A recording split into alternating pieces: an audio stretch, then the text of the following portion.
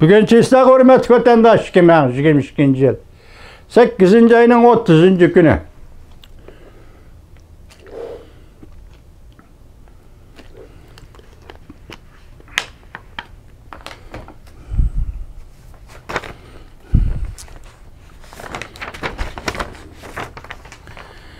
Mavzumunda Aksaray Tayvan üçün ve burayının menfaati üçün Amerika Qoşmuş Ştatları Armiyası Tayvan boğazudan davamlıq ötüdü.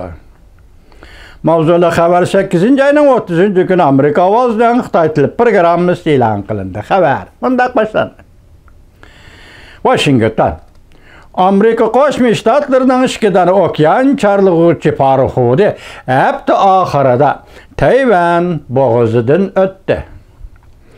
Aksaray'ın bayanatçısı Jim Perry düşembe günü haftanın 1. günü yani 8. ayının 29. günü bunda görsetti.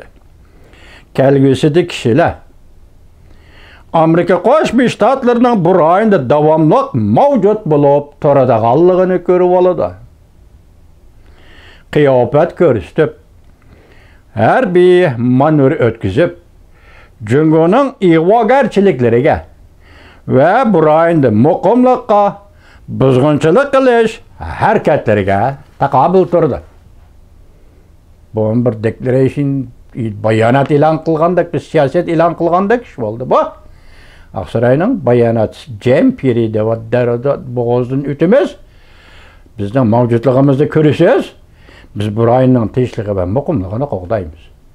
Demek bu Amerika'nın mecburiyeti degandek vatandaş. Taqobil turdi. Tayvanning eng yuqori önümlük menfaat üçün ve G'arbiy Tinch okeanining muqimligini ilgari surish üçün bu ishlar intayin muhimdir. Amerika'nın ishkidan harbiy parxodi Chancellor Sewell USS Chancellor Sewell belgilik, yana birisi anti-tam belgilik ve muqaddas qalqan darajalik ishkidan harbiy parxodi shu yer vaqti yakshanba günü Tayvan bo'g'azidan o'tdi.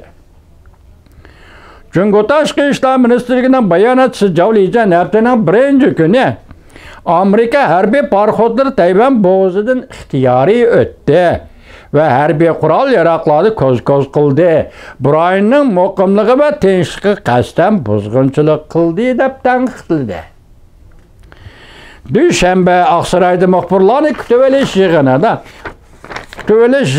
bayonotchi Jim Perry mundaq ko'rsatdi. Amerika Qo'shma Shtatlar Avam palatasi palata boshlig'i Nancy Pelosi Tayvanni ziyorat qilib qaytib kelgandan keyin Amerika Jungo munosabatlari jiddiylashib ketgan mushundaq bir paytda Amerikaning harbiy parxodlarining Tayvan bo'g'azidan o'tishiga nima zarar bo'lib qoldi? Aksaray bayonotchisi Jim Perry mundaq ko'rsatdi. Amerika Hind Tinch okean qo'mondoni bu ish to'g'risida bayonot e'lon qilgan edi.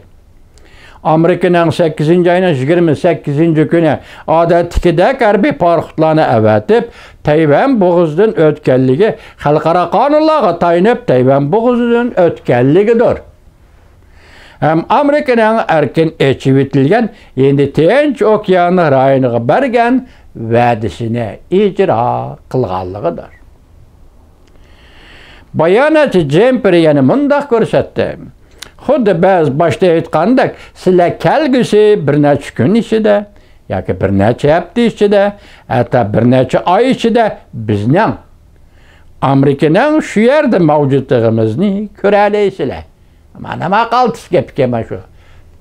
Bir kun ichida, bir necha hafta ichida, bir necha kun ichida, bir necha hafta ichida va bir necha oy ichida ham Amerika'nın şu yerda, yani Tayvan bo'g'azida mavjudligini ko'ra olasizlar.